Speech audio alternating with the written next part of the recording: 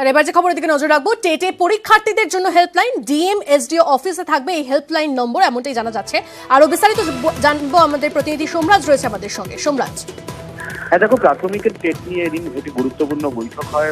মুখ্য সচিব সেই বৈঠক করেন, যদিও বৈঠকে অনুপস্থিত ছিলেন রাজ্যের শিক্ষা সচিব মনীষ জৈন। সেই বৈঠকেই প্রথমত বলা হয়েছে যে ডিএম এবং এসডিও অফিসে থাকবে হেল্পলাইন নম্বর, যে হেল্পলাইন নম্বর জানিয়ে দেবে প্রাথমিক শিক্ষা পর্ষদ।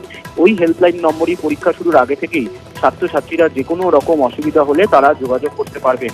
পাশাপাশি সাঁতরাগাছি ব্রিজে মেরামতির কাজ চলছে, সেই মেরামতির কাজ চলাকালীন যাতে এই পরীক্ষাকে কেন্দ্র করে কোনো রকম যানজট না হয়, তার জন্য এদিনের বৈঠকে বিশেষ নির্দেশ হাওড়ার পুলিশ কমিশনারকে দিয়েছেন মুখ্য সচিব।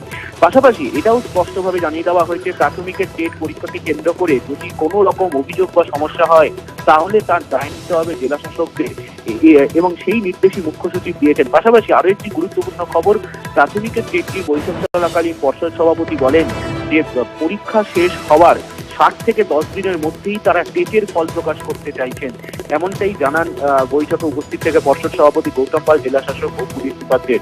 সব মিলিয়ে প্রাথমিকের টেট নিয়ে এবার বিশেষ সতর্ক নবান্ন, এবং তার জন্যই একগুচ্ছ নির্দেশ দিলেন মুখ্য সচিব, যার মধ্যে ডিএম এসডিও অফিসে হেল্পলাইন চালু হওয়ার পাশাপাশি বৈঠকে উপস্থিত থেকে পর্ষদ সভাপতি জানালেন 60 থেকে 10 দিনের মধ্যেই তারা চাইছেন প্রাথমিকের টেটের ফল প্রকাশ করতে। আচ্ছা সোমরাজ, তুমি আমাদের সঙ্গে থাকো। আর এবার যে খবরের দিকে নজর